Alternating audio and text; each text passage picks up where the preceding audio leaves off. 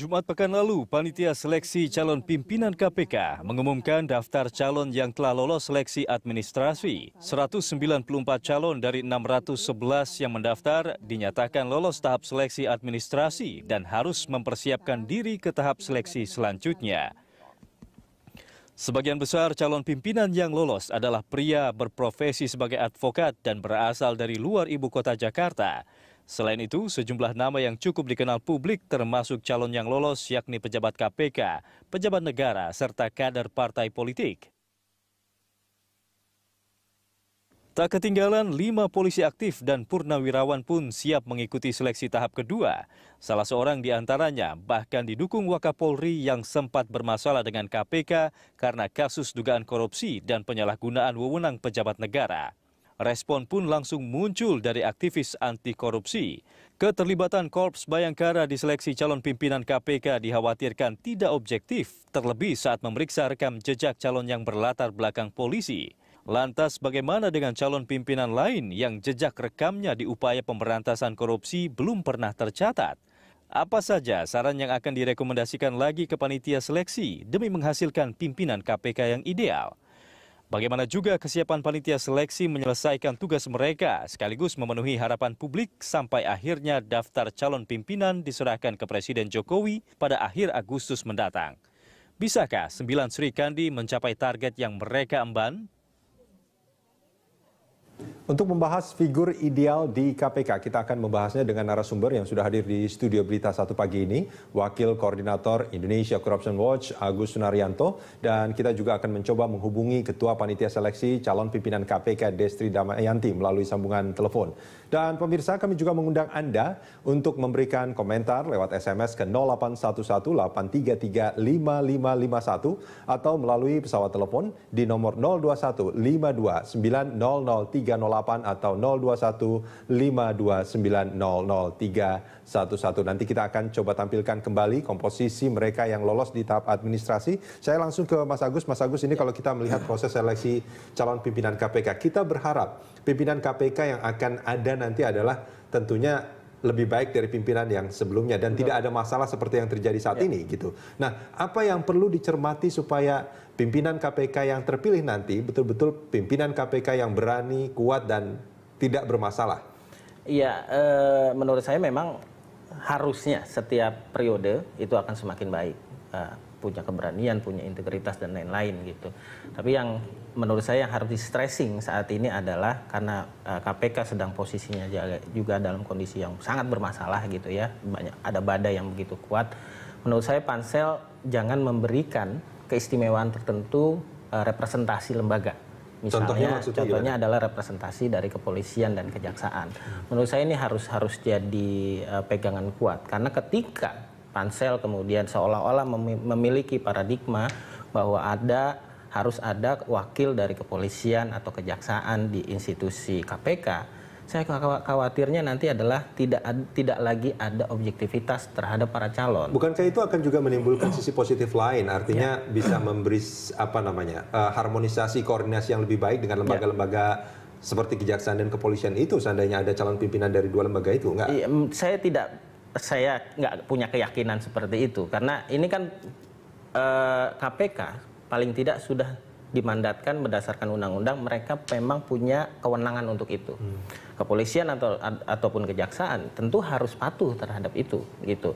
Kalaupun tidak ada representasi dari kepolisian atau kejaksaan selama nanti seleksinya adalah fair, menurut saya kepolisian dan kejaksaan kalau memiliki komitmen yang kuat terhadap pemberantasan korupsi, tidak ada semacam esprit de corps gitu ya, seharusnya ini tidak terjadi lagi. Apa sih sebetulnya dikhawatirkan sama Mas Agus kalau memang ada dalam tanda kutip kayak privilege seperti itu bagi menurut saya berdasarkan undang-undang sudah jelas. Berdasarkan undang-undang KPK pasal 21 ayat 4 sudah disebutkan bahwa pimpinan KPK otomatis menjadi jaksa, menjadi penuntut dan penyidik gitu, otomatis. Artinya siapapun nanti, entah itu wakil dari masyarakat sipil, entah itu wakil dari BPK ataupun institusi lain, ketika jadi pimpinan maka dia otomatis adalah penyidik dan penuntut.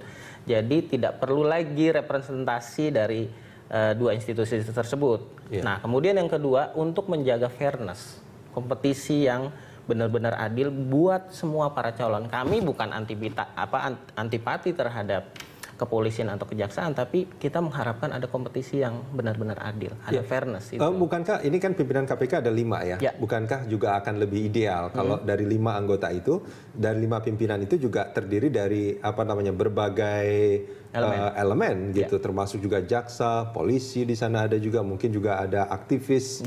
Anti korupsi segala macam, bukankah kita berharap itu, idealnya seperti itu, tapi lagi-lagi ini kan basisnya nanti bukan lagi hanya sebatas background, tapi kompetensi, kapasitas, keberanian, rekam jejak. Kalau semua calon itu kemudian secara ideal ternyata memang ada wakil dari kepolisian atau kejaksaan, no problem. Tapi jangan ujuk-ujuk di depan dikatakan bahwa harus ada representasi dari kepolisian dan kejaksaan. Artinya ini mengeliminir potensi calon-calon lain. Ini hanya karena alasan fairness saja ya. Salah satunya itu. Kemudian yang kedua adalah kita khawatir, sebenarnya ada rasa khawatir juga. Bagaimana kalau kemudian kita lihat lagi mandat dari KPK, bahwa salah satu mandat utama dari KPK bukan hanya membersihkan koruptor yang berbasis penyelenggara negara, tapi aparat penegak hukum juga. Artinya kalau kemudian benar-benar nanti ada wakil dari kepolisian atau kejaksaan tidak memiliki integritas yang kuat, kita khawatir COI yang terjadi, conflict of interest gitu. Ini yang kita khawatirkan. Tapi lagi-lagi seharusnya pansel bisa melihat potensi ini, bisa melihat rekam jejak yang bersangkutan. Jangan sampai kemudian ya mereka adalah jaksa, ya mereka adalah kepolisian, tapi rekam jejaknya tidak baik. Nah, makanya menurut saya yang satu yang harus difikirkan adalah fairness itu. Kemudian mandat utama dari KPK untuk membersihkan korupsi di lingkup aparat penegak hukum, khususnya di kepolisian dan kejaksaan. Nah, itu dikhawatirkan kalau ada pimpinan KPK dari 2 lembaga itu, upaya untuk pembersihan korupsi di 2 lembaga itu tidak akan berjalan dengan baik. Salah satu kekhawatirannya kalau misalnya nanti dipaksakan harus ada kepolisian dan kejaksaan, padahal mereka punya rekam jejak yang tidak baik. Kalaupun mereka bisa berhasil di situ melewati proses yang benar-benar fair, tidak ada keistimewaan khusus, menurut saya nggak ada masalah. Kami dari masyarakat sipil juga nggak ada masalah kok. Banyak wakil dari kejaksaan dan kepolisian yang juga punya kompetensi yang baik, punya integritas yang baik, tapi lagi-lagi jangan memberikan keistimewaan khusus terhadap kepolisian dan kejaksaan. Lalu gimana caranya? Kalau tadi dikatakan bahwa dikhawatirkan ada COI tadi, conflict of interest tadi. Lalu bagaimana untuk menghilangkan itu ketika secara fakta memang mereka adalah latar belakangnya dari 2 lembaga itu misalnya?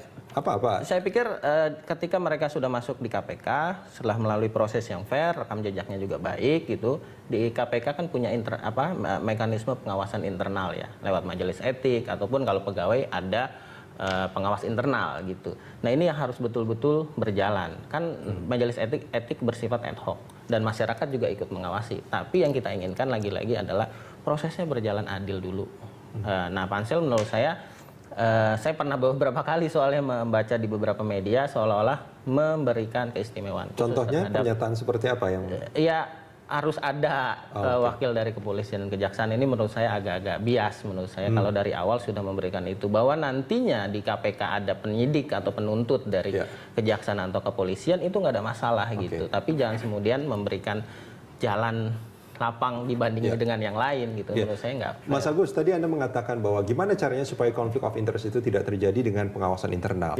Nah, ini kan sebetulnya sebelum mereka menjadi pimpinan KPK, sebelum ini menjadi urusan pengawasan internal gitu.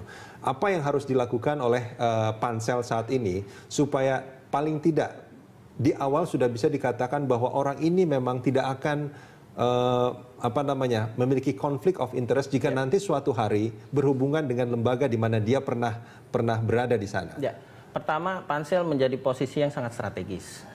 Tapi harus diingat juga, pasca pansel nanti ada proses fit and proper test di DPR. Nah, menurut saya sejak awal harus ada semacam integrity ya dari para calon gitu ya, dan ini masih agak panjang. Ngecek tes integritas itu kan sulit sekali gitu. Satu itu tidak ada jaminan. Paling tidak itu komitmen pertama yang harus kita berikan kepada mereka. Kemudian yang kedua adalah harus rekam jejak, ini harus penting. Pansel bisa minta dari Kompolnas, bisa dari masyarakat, dari manapun gitu ya. Nah, untuk menghindari itu lagi-lagi masyarakat. Kalau kemudian mereka benar-benar nanti bisa menjadi calon pimpinan. Tapi sekarang kan masih terlalu prematur lah, terlalu prematur. Kita sih berharap benar-benar ke depan tantangannya KPK harus benar-benar punya pimpinan yang punya latar belakang yang variatif betul gitu. Tidak hanya berlatar belakang hukum, nantinya ujung-ujungnya ke penindakan terus. Penindakan sangat penting, tapi juga harus diikuti pencegahan yang bisa berjalan secara sinergis. Kalau tadi kita bicara soal integritas, artinya ini kan banyak orang bicara soal fakta integritas gitu. Harus ada semacam fakta integritas bahwa mereka tidak akan memiliki interest tertentu ketika itu harus berhubungan dengan lembaga tempat dia berada sebelumnya, seperti itu artinya maksudnya atau bagaimana? Integriti itu kan nanti basisnya adalah diuji lewat majelis etik misalnya atau pengawasan internal. Ketika mereka ada COI, mereka harus mundur misalnya. Apakah mundur sementara atau mundur sepenuhnya? Dan itu harus dilakukan sebelum mereka terpilih sebagai... Menurut saya harus dilakukan itu. Ini bagian ujian kan, ujian awal buat mereka. Mereka berani atau tidak gitu. Dan pengawasan ini menurut saya harus benar-benar ketat. Dulu kan majelis etik hampir setiap periode tuh ada gitu. Nah kita khawatir kita jangan sampai lah bahwa setiap orang punya dosa masa lalu tapi Pansel kan berharap nantinya benar-benar meminimalisir masalah-masalah yang memang berpotensi nantinya akan menyandera pimpinan ketika mereka sudah menjabat. Mas Agus, kita akan sambungin di segmen berikut.